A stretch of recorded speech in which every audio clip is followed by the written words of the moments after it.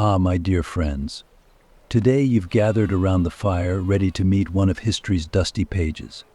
But this page isn't telling an ordinary story, it's about a young girl who, with her courage, faith, and determination, lifted a nation and inspired hope in her people. This is the story of France's savior, Jeanne d'Arc, better known as Joan of Arc, who etched her name in history with golden letters. Take a deep breath, because I'm about to take you back hundreds of years to a tough time filled with wars and conflicts of faith.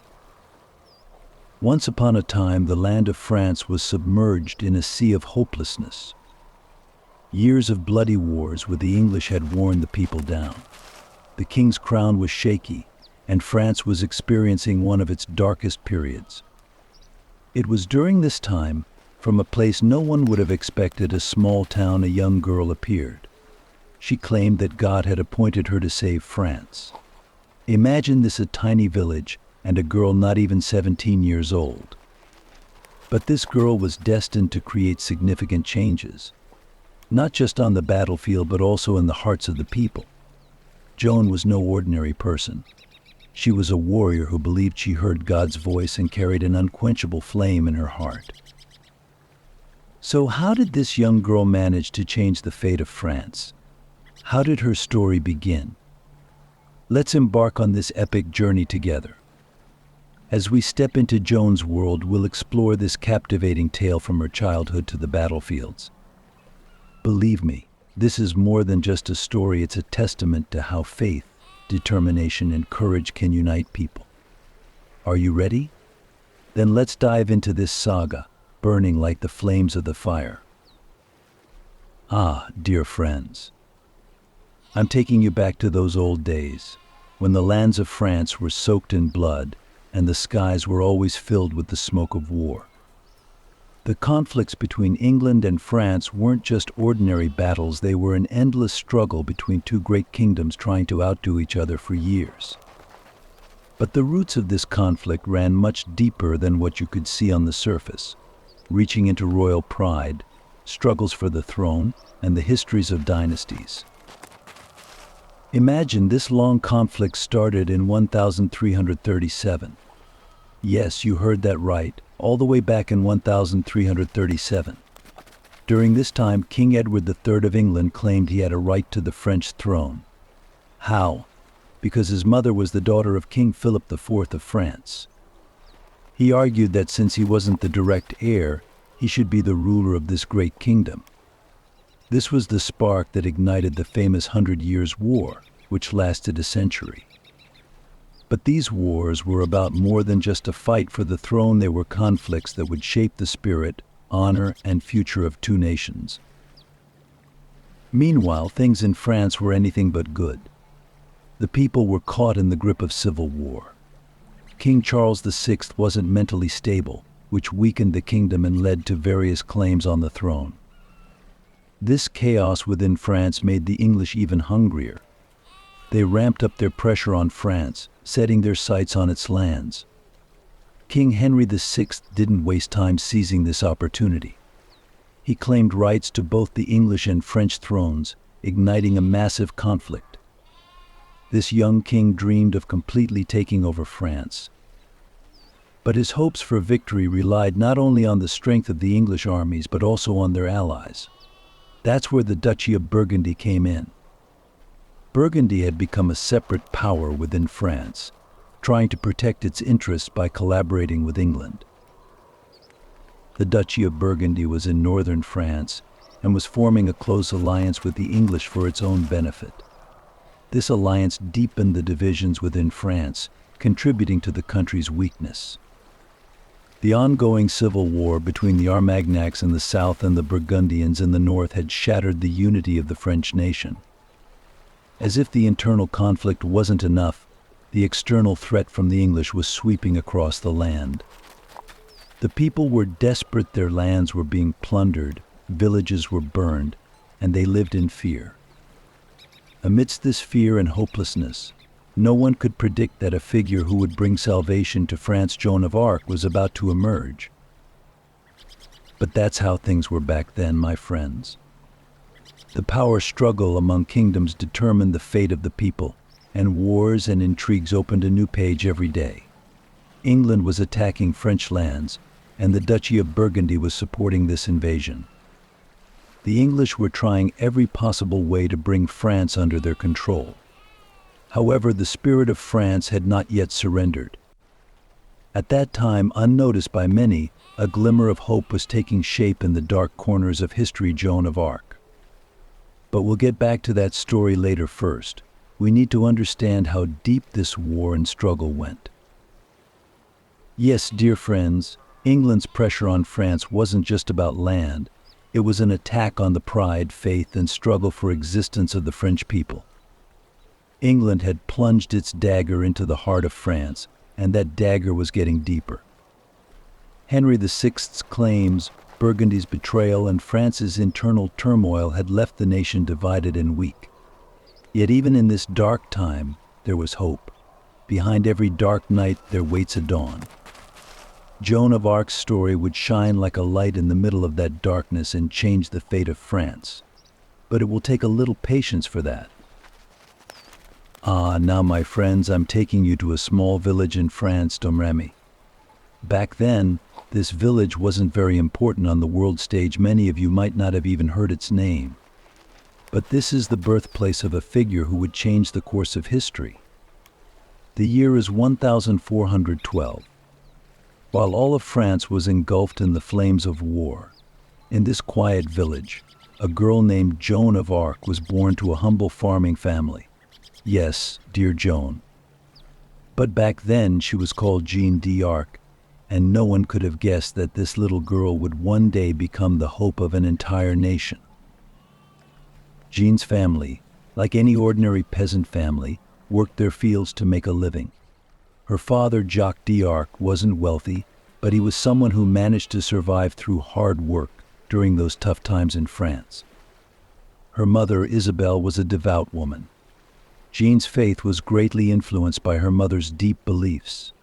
Her mother taught her prayers, devotion to God, and faith. This faith was the first spark that would lead Jeanne on her great journey.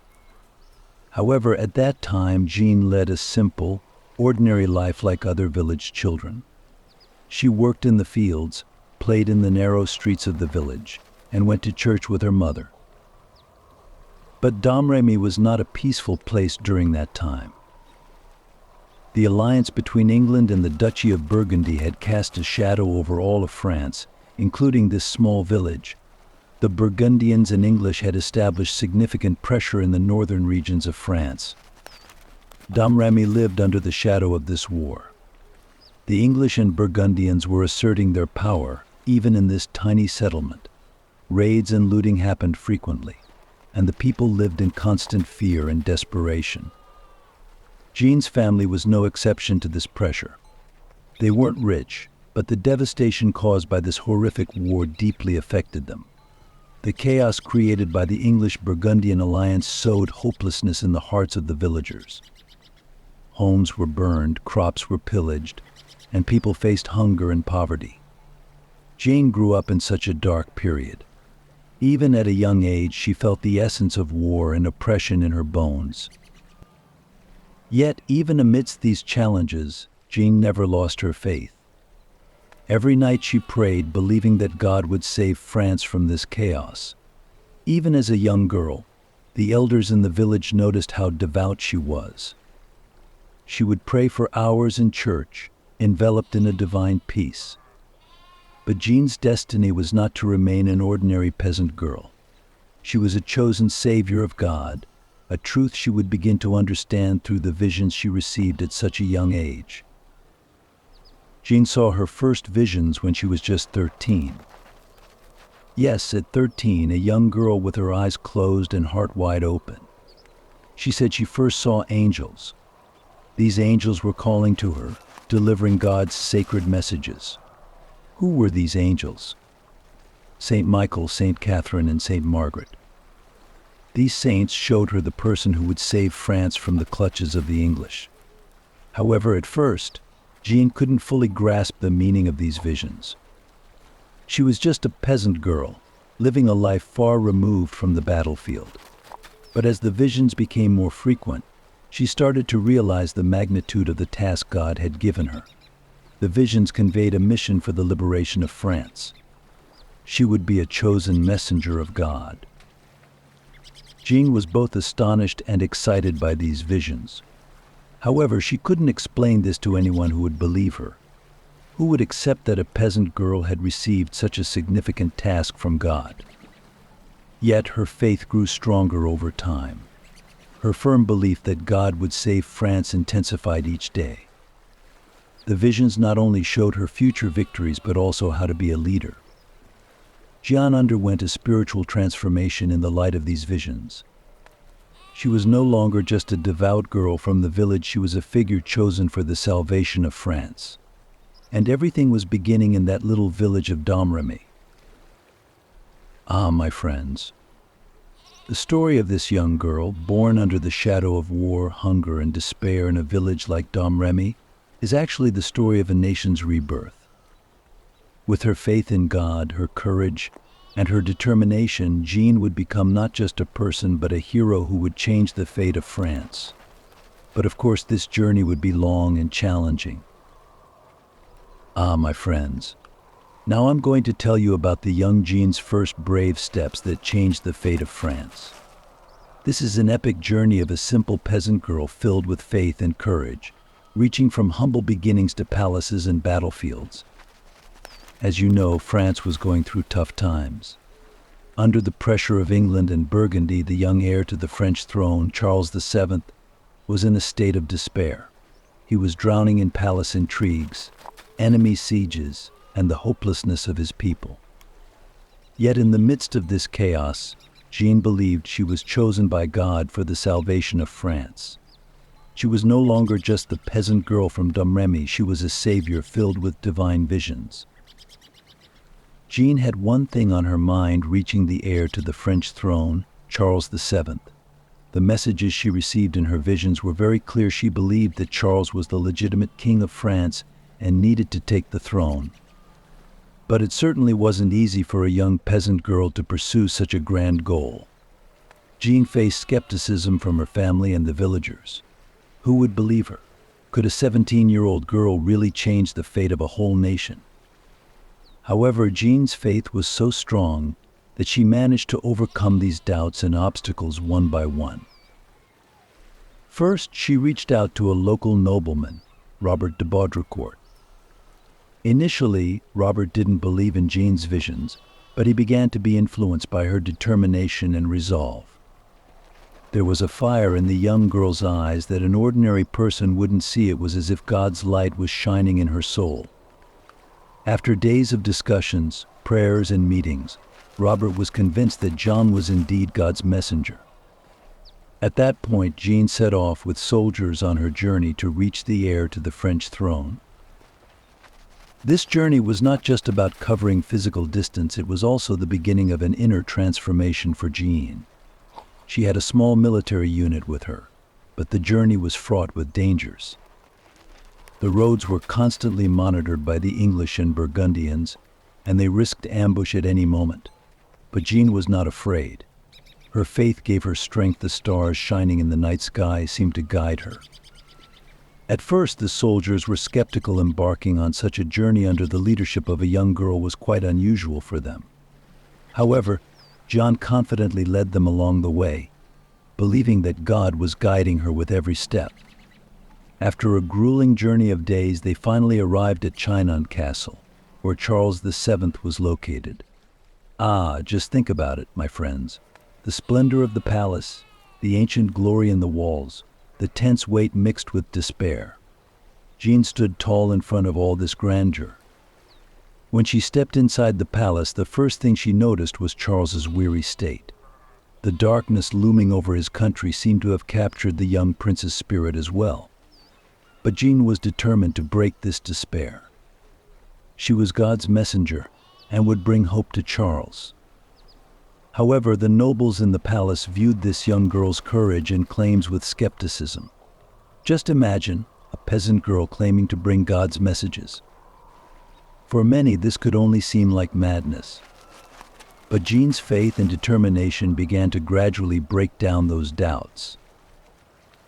Then came that unforgettable moment. Charles decided to test Jean with a little game. He hid her among a false crowd and wanted to see if she could recognize him. But without hesitation, Jean walked straight through the crowd toward Charles.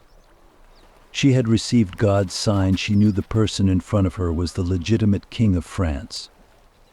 This event shattered Charles's and the nobles' doubts one by one. Jean was not just an ordinary girl, she was a guide chosen by God. It took time for Charles to trust Jean, but eventually he believed in her visions. France was going through hard times. The English and Burgundian armies had besieged the country, and the people were filled with despair. The light of hope that Jean brought resonated within Charles and his court. There was now a need for a figure to lead on the battlefield, and that figure was none other than young Jean. Charles made a significant decision. He would give Jean a military unit. Just think about it, dear friends, a young peasant girl would command the armies of France. This was an unprecedented event in that period of history. But Charles believed Jean was a servant of God. He had no choice but to trust her. Jean would fight for the salvation of France with the mission she received from God, bringing hope to her people. As she left the palace, it felt as if she were carrying the weight of her people on her shoulders. But Jean was ready for this challenging task. God had given her strength, and her faith guided her. And so the peasant girl Jean set out at the head of her military unit to change the fate of France, marching toward the enemies. Ah, my friends, this journey was not just an ordinary adventure. It was the story of a nation's rebirth, the flourishing of hope among the people. With her faith, courage, and determination, Jean would shine a light on France's dark fate, etching her name in the history books in golden letters. Ah, my dear friends, let me take you to the heart of a great battle that changed the fate of France, right to the gates of Orleans. We're approaching one of those moments that shifted the course of history. You know, a moment when hope was fading, fear was growing in people's hearts, and the enemy was at the door. But just when things seemed darkest, a name shone like a star: Jean d'Arc. But first, let's understand just how terrifying this siege was and how crucial it was for France. Orleans. Ah, this city was not just any city for France. It symbolized the nation's honor and existence in the heart of the country. As the English and the Duke of Burgundy were gradually taking over France, the siege of Orleans had reached a critical point.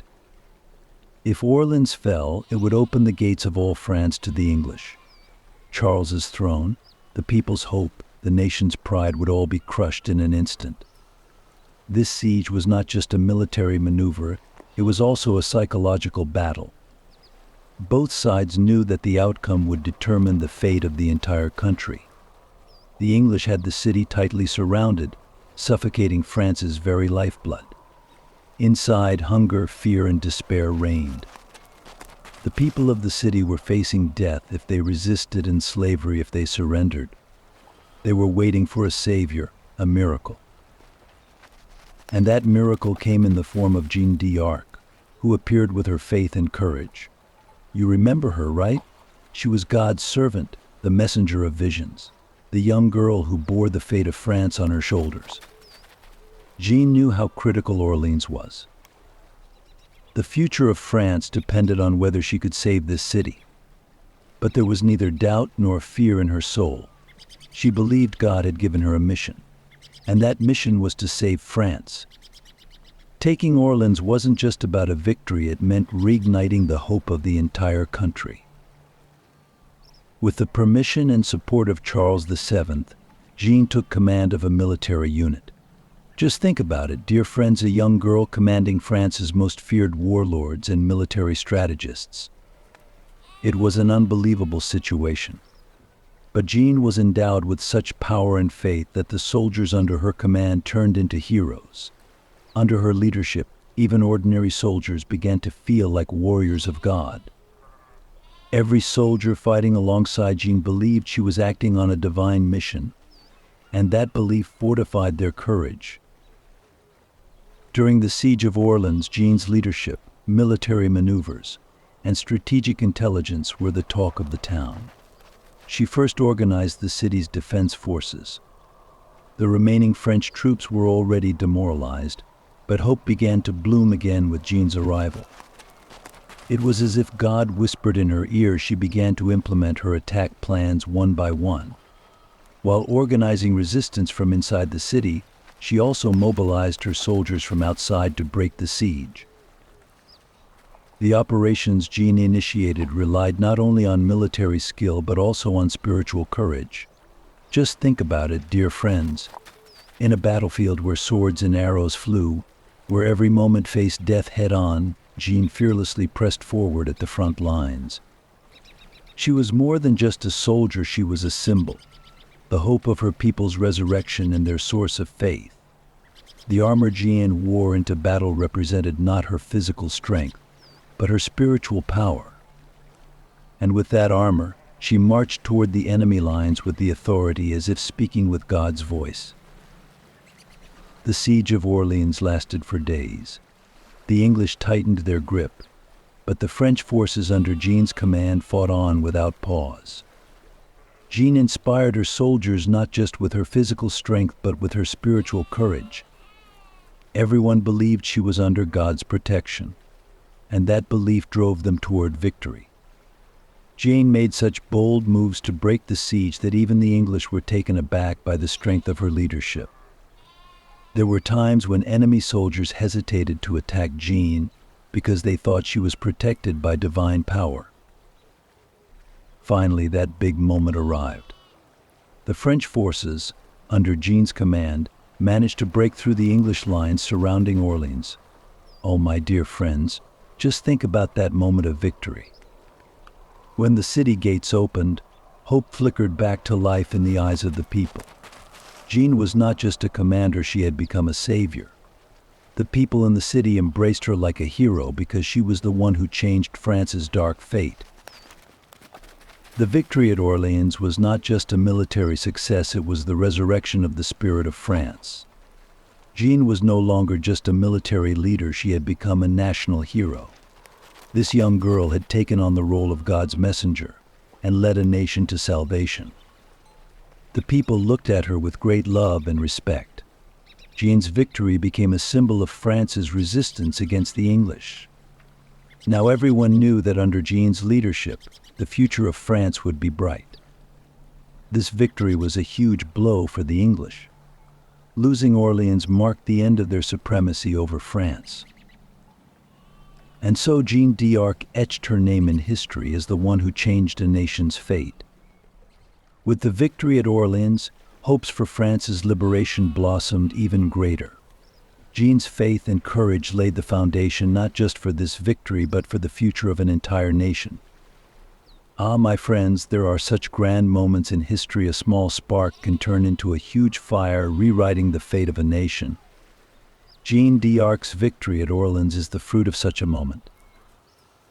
Ah, my dear friends, in this next part of our journey, we find ourselves right in the middle of events that determined the fate of France. Jeanne d'Arc's victories didn't just end at Orleans. No, she swept through like a storm sent by God, overcoming every obstacle and capturing every fortress. And now I'm taking you to the Loire Valley, the sacred lands where the echoes of Jeanne's victories still resonate. After the great victory at Orleans, Jeanne didn't know how to rest. The fire burning in her heart was too big to be extinguished by just saving one city. Her mission was to liberate all of France, to reclaim every inch of land under English control. The brave sons of France had become an unstoppable force under Jeanne's leadership. And now new victories were about to be won in the strategically crucial Loire Valley. The Loire Valley. It was a gateway to the heart of France, a region so important that it could change the course of the war. The English were trying to choke off France's lifeblood by controlling this vital area. Jeanne's goal was to defeat the English forces here and revive France. But you should know this wasn't just about military success. These victories would reignite the spirit of the French people and pave the way to freedom. Under Jeanne's leadership, her troops achieved victory after victory against the English. Their faith and courage instilled fear even in the enemy's ranks. Jeanne's soldiers believed she was blessed by God and that no power could stop her. In the Loire Valley, the victories led by Jeanne caused the English forces to retreat. On the battlefield, Jeanne's voice rang out, "God is with us. Don't be afraid," and truly, every time she stepped in front of her soldiers, the English were forced to pull back. The victories in the Loire Valley brought new hope to France. These triumphs didn't just help reclaim territory, they sparked a profound change in the spirit of the people. However, Jeanne's ultimate goal was still unachieved. For the future of France, one more thing was necessary: the crowning of King Charles VII. This coronation would not only be a symbol but also a challenge to the English claims over France. The location for this ceremony was clear: Reims. One of France's holiest cities, Reims was the traditional site for royal coronations. In a France under English occupation, the crowning of Charles seemed nearly impossible. Yet Jeanne believed it was essential for France's independence. This march to Reims represented much more than a mere coronation. It would symbolize the rebirth of the spirit of France. My dear friends, just think. Jeanne and her army were fighting a war while also trying to rewrite the future of France. With the victories in the Loire Valley, Jeanne prepared her troops and King Charles VII for a grand march to Reims. This march wasn't just a military maneuver, it was a spiritual journey that rekindled hope in the hearts of the people. The march led by Jeanne resonated in every village, town, and city in France. People poured into the streets, sending them off with prayers and tears, because this march symbolized the salvation of a nation. The campaign to Reims was not just a military operation, it also carried great symbolic significance. The English and the Duchy of Burgundy had tried to steal the spirit of France, but Jeanne believed it was time to reclaim that spirit. This march to Reims wasn't just about fighting the enemy, it was about claiming France's future. And Jeanne was determined to see King Charles VII as the leader of a nation. This crowning would be the biggest response to the English: "We are here, we are France, and no power can destroy us." When they reached Reims, the city felt like a celebration. The crowning of King Charles VII was not only the rebirth of a kingdom, but also a symbol of France's independence. Jeanne stood at the forefront of the coronation ceremony. When Charles was officially declared the King of France, Jeanne knelt with tears in her eyes, thanking God. This moment was pivotal for the future of France. With this ceremony, France took a significant step toward breaking free from English oppression.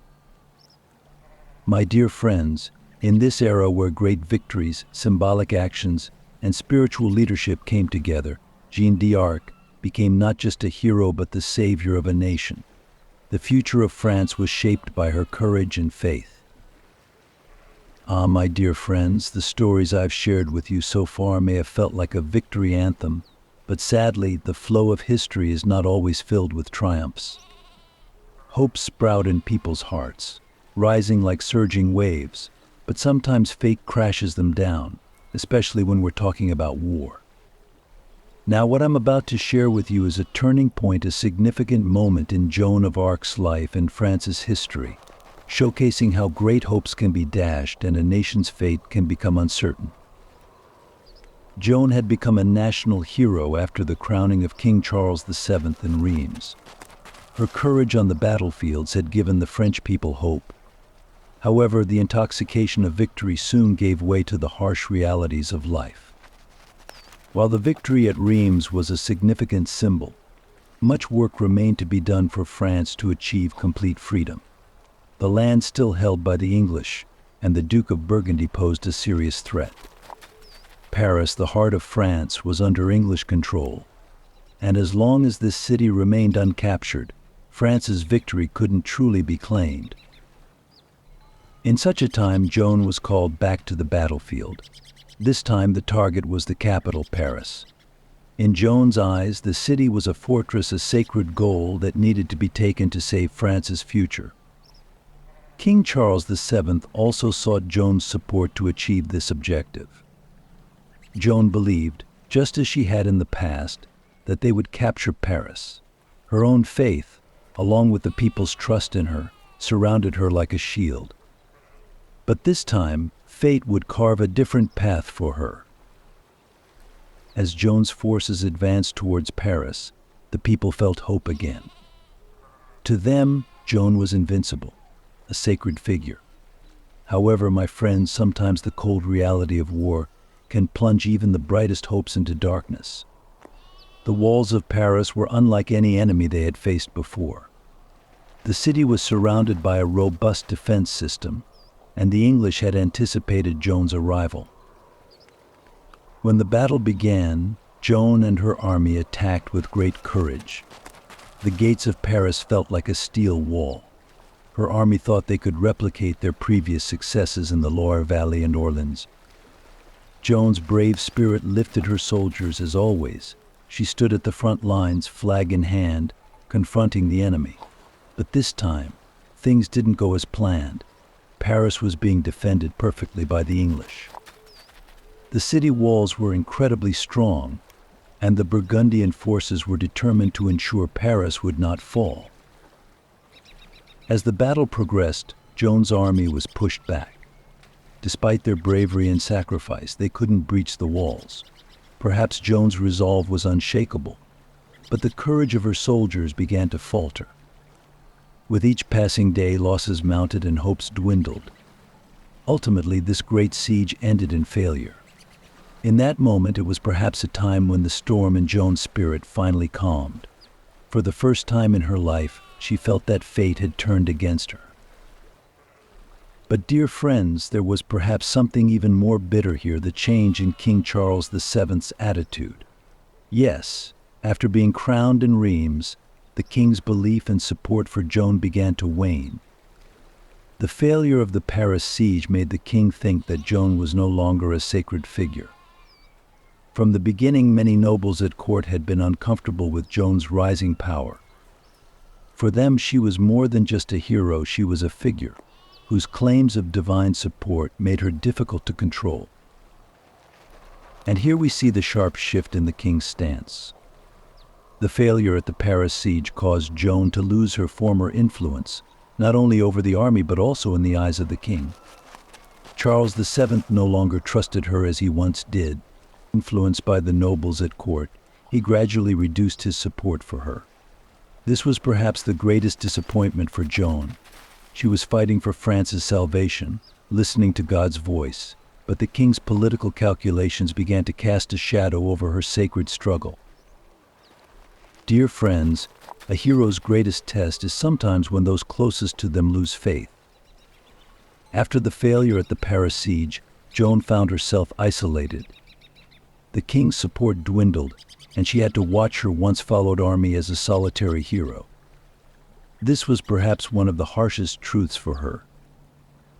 As Joan's military power diminished, so did her influence over France.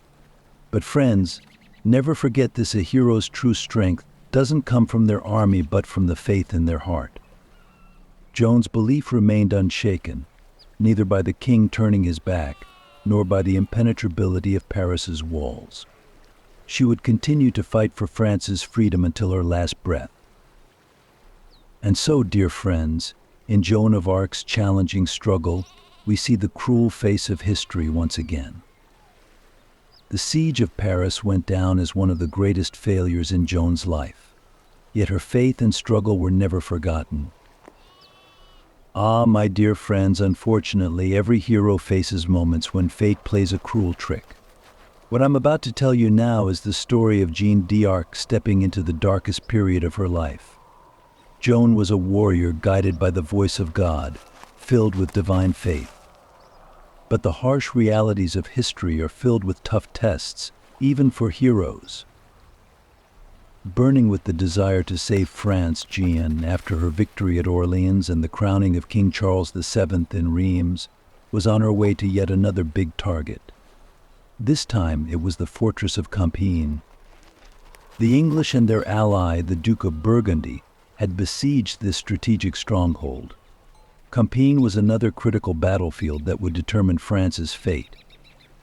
Joan arrived here with hope, having previously celebrated victories in the Loire Valley and Orleans. But my friends, this time she faced not just enemy soldiers, but also the treacherous webs that fate had woven around her. When Joan reached Compiègne, the morale of the people was low, and their hopes were shattered.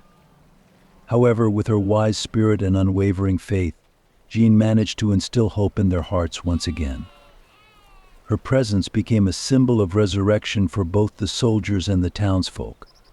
As always, Joan stood at the forefront of the battle. With her holy banner in hand, determination on her face, and divine strength in her heart, she charged into battle. But this time, things wouldn't go as she expected. The siege of Compiègne would become a turning point for her. The soldiers of the Duke of Burgundy had surrounded Compiègne, and Joan faced this powerful enemy. As the clashes intensified, Joan led the French forces, showing great resistance with every attack. But my friends, on that day the stars were not in her favor. The Burgundian forces had set a clever trap, and Joan was being drawn into it step by step. At the peak of the conflict, the Burgundian troops ambushed Joan and her men. Joan's army found themselves in a tough spot, trying to retreat, but she refused to fall back. True to form, she chose to stay in the heat of battle, at the front lines. However, this brave decision would open the door to her captivity. When the Burgundian soldiers surrounded and captured Joan, a nation's hero fell into bondage. That moment was one of the darkest in Joan's life. This young woman, who had always fought at the front lines, acting on a sacred mission, falling into enemy hands was a great tragedy for the French and a symbol of victory for the English and their allies. Joan was captured not just as a hero, but also as a symbol. She represented France's national resistance, the struggle for freedom, and divine faith. Yet her enemies saw her as a threat. They feared the influence a woman could wield. When Joan was taken prisoner, the Burgundian soldiers brought her to their camp like a great prize. The Duke of Burgundy understood that capturing Joan was not just a strategic victory, but also a political asset. Joan was also a significant danger for the English. They feared that her presence would fuel rebellion and resistance in France. That's why Joan's captivity soon turned into a bargaining chip. The Duke of Burgundy decided to sell her to the English. Yes, my friends, a nation's hero became an object of negotiation at the bargaining table. The English planned a major strategic move by purchasing Joan. Her existence fed the courage and hope of the people in France. The English hoped that her disappearance would end the resistance. Joan was seen not as a messenger of God, but as a threat to England. Therefore, when the English took Joan, their plans were part of not just a military strategy, but also a psychological war. My friends, Joan's captivity meant not only the physical imprisonment of a hero, but also a test of her spirit. She had stood tall as the savior of a nation on the battlefield, but now she would face her fate as a prisoner in the hands of her enemies. Yet her faith and courage remained unshaken, even in this moment of captivity. Dear friends, Joan d'Arc's imprisonment is one of the most tragic moments in history. Those who captured and sold her sought to control not just a person physically, but also the hopes of a nation. However, Joan's faith never broke. Even though she had fallen into the hands of her enemies, she never wavered from the mission that God had given her. Neither captivity nor threats could deter her from this faith. And so Joan's story entered a new phase on that dark day when she was bought by the English. But remember, my friends, heroes can sometimes be imprisoned. Their bodies can be shackled, but their beliefs, courage, and stories can never be taken captive. Joan d'Arc's tale will not end here. My dear friends, What a tragedy it is that throughout history, heroes have sometimes been misunderstood, even by their own people, and fallen victim to the cruel judgments of time.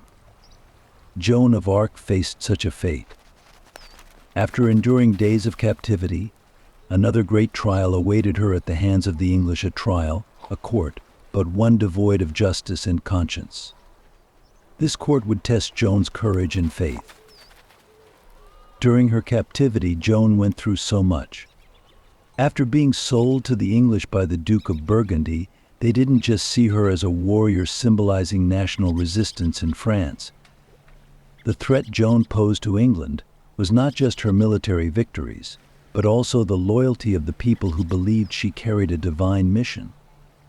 The English viewed Joan not merely as a military opponent, but as a figure that threatened their beliefs and spirits.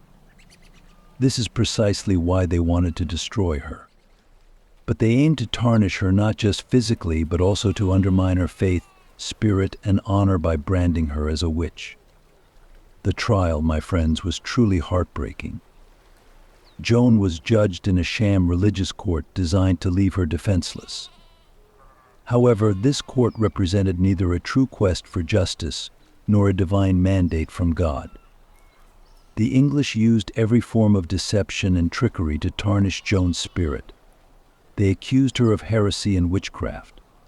In this court, the church officials under English control resorted to every excuse to bring down this young woman who claimed to hear God's voices. By accusing her of religious heresy, they aimed to destroy the divine inspiration she had created among the people of France. The English and their allies thought Joan wouldn't be able to defend herself.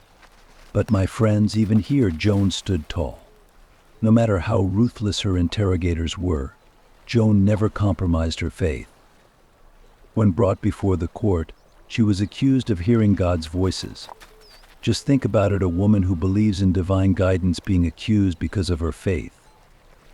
They even pointed to the male clothing she wore in battle as a charge against her, as if being God's warrior was the gravest sin this young woman could commit.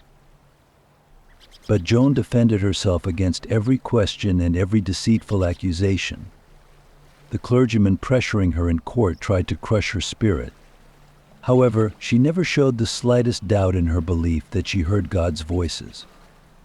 Joan's resistance was a testament to her character. Because, my friends, Joan was not just a physical warrior, she was also fighting for her spirit. Those who judged her tried to destroy her soul, but Joan never wavered from the mission God had given her. Joan was often asked questions in court, most of which were designed to trap her. The English wanted her to be accused of heresy, because this would completely ruin her reputation among the people and weaken France's resistance. They questioned her visions from God, mocked her, and treated her disrespectfully. But Joan bravely responded each time. She was alone in the courtroom. She had no lawyer or supportive crowd.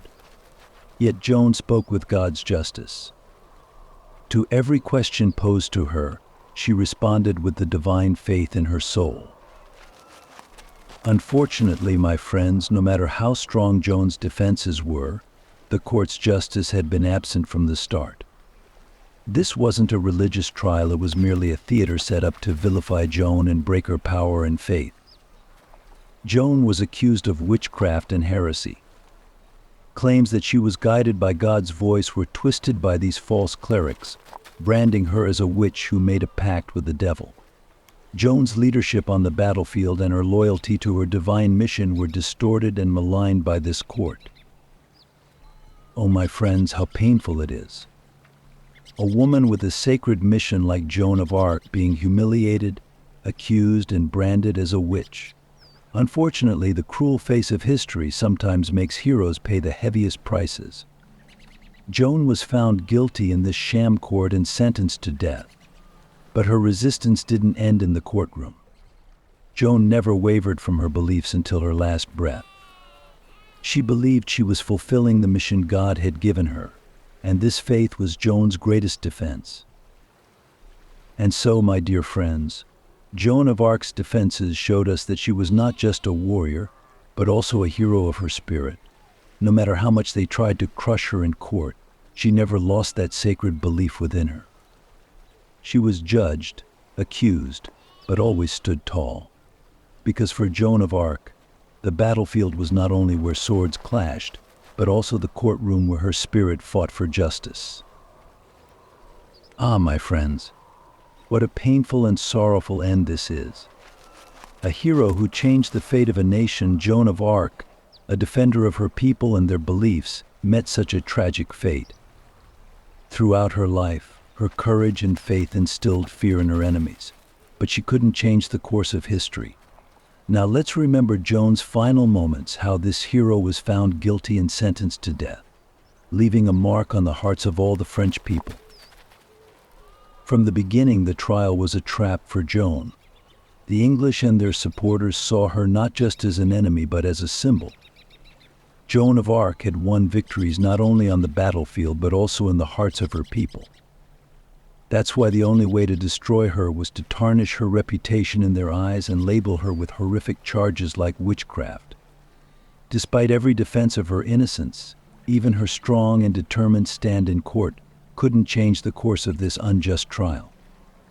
Joan was wrongfully accused of heresy, witchcraft, and defying God. Oh, my friends, the moment Joan was found guilty marked the breaking point of a nation's hope. The court gave her the harshest sentence, death. But not just any death, they wanted to publicly execute her. They thought that killing Joan wouldn't just end her physical existence, but would also destroy everything she represented. They decided to burn her at the stake in Rouen, right in front of the crowd. What a brutal and horrifying end. When execution day arrived, the city of Rouen was shrouded in silence and gloom. As the people gathered to witness Joan's end, they had no idea they were about to witness the destruction of a hero. That day, Joan didn't wear armor or swing a sword, but she stood tall. As she walked toward the fire, she never wavered in her faith. Because until her last moment, Joan believed she was fulfilling the mission God had given her. Her heart was filled with the voices of God, and this faith gave her unwavering strength, even on the scaffold. When Joan's eyes fell on the crowd filling the square, she felt their grief and fear. Yet before leaving this world, she looked at her people with courage. Because Joan of Arc was a soldier fighting for France, but she was also a spiritual guide for her people. As the flames rose, Joan's voice echoed in the square. She prayed to God until her last breath. And my friends, though her body was consumed by fire that day, her spirit and legacy would never be extinguished. Joan was executed by burning, but the heat of that fire only intensified her name. Joan's death was not just the loss of a hero, she carried the spirit of France with her. After witnessing her execution, the crowd fell into a deep silence. But this silence was not acceptance, it was the birth of resistance. Because Joan's death only elevated her heroism and divine mission. The people mourned deeply after her execution, but they also kept her spirit and struggle alive in their hearts. Joan's burning was a moment that the English and their allies saw as victory. But oh, my friends, how wrong they were.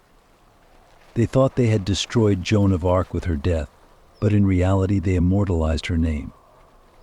The body they destroyed with fire sparked an everlasting flame in the hearts of the people.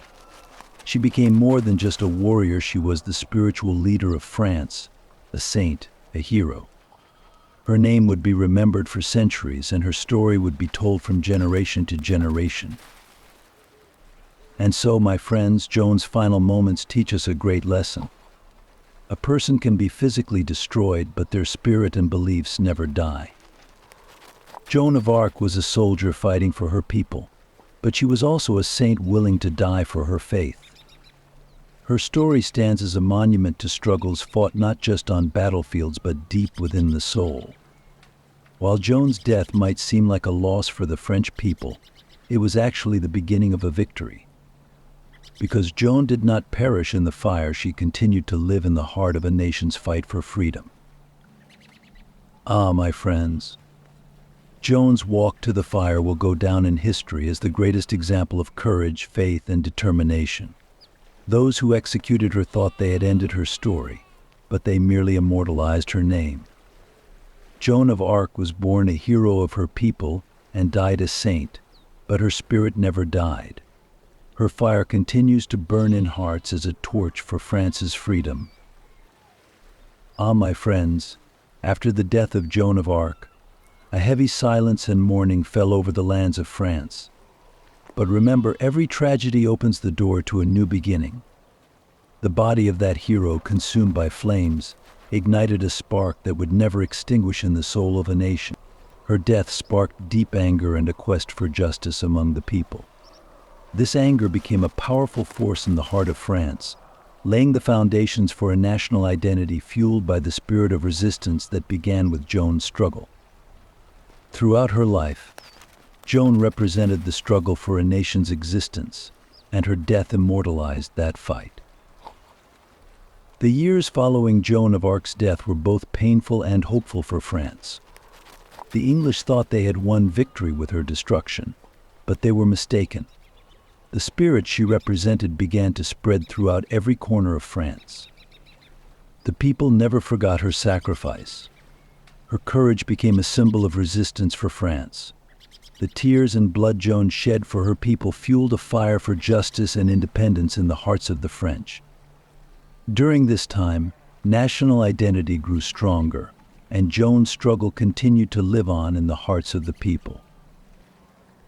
The process that began with Joan's death was not just a military struggle, it was also a journey for a nation to recognize itself and unite. King Charles VII, in the years following Joan's death, altered France's fate by inheriting Joan's legacy. Her brave fight strengthened the weakened throne of Charles VII and allowed the French people to rally around him. The fight for France's liberation and independence continued with the power ignited by Joan. Joan of Arc became not only a warrior but also a key figure in shaping the national consciousness of France. Yet, my friends, even years after her death, her reputation remained tarnished. Joan was judged as a witch at the hands of her enemies and condemned as a heretic. But the people never remembered her that way. Even after her death, her name echoed in the hearts of the people as a hero and a saint. There was someone who heard this voice of the people, King Charles VII. Decades after Joan's death, the king took significant steps to restore her name and honor. This exoneration case opened for Joan not only restored her reputation but also cleansed the conscience of France. During the trial, Joan's life, struggle, and beliefs were brought to light once more. It was clearly shown that she was not a witch, but a saint, a hero. The accusations hurled at her by the English and Burgundians were systematically debunked. The trial was no longer condemning Joan, it was honoring her. This case not only restored the reputation of a hero but also strengthened the foundation of France's national identity. Because Joan was not just an individual, she was a symbol of resistance and independence for a nation. Ah, my friends, at the end of this trial, Joan of Arc was fully exonerated. The case initiated by King Charles VII allowed us to remember Joan not as a witch and heretic, but as a hero and a saint. The court acknowledged that Joan had been unjustly condemned by the English and sentenced to death. Thus, Joan's name was cleared once again. Her struggle, beliefs, and victories became a part of the heroic legends of France. And my friends, Joan of Arc's name would forever be remembered as a hero. With her exoneration, the people of France embraced her struggle and legacy once more. She was no longer just a warrior, she had become a figure that shaped the national identity of France. Even after her death, her spirit continued to live on in every inch of French soil. She became not just a military leader, but also a saint who held a place in the heart of a nation. The story of Joan of Arc is a symbol of a nation's struggle, not only on the battlefields but also in its beliefs and spirit. Joan's exoneration and recognition as a hero marked the beginning of a new era for France. She was now a hero, a legend, and the national consciousness of France continued to be shaped by her name. Even in death, Joan of Arc took her place in history as a leader who led France to victory. And my friends, remember, the death of a hero does not erase their memory, rather, it makes them immortal. Joan of Arc may have departed this world, but her spirit, courage, and beliefs will continue to live on in the heart of France forever. Ah, my dear friends, as we share the inspiring and deeply impactful story of Joan of Arc, it feels like we're reliving those challenging days with her in every line, doesn't it? Her struggle wasn't just confined to her time. Her courage, faith, and quest for justice transcended all eras. Joan became a beacon that illuminated the dark pages of history. Today, as we honor her heroism and resilience, we're reminded once again of the incredible strength of the human spirit.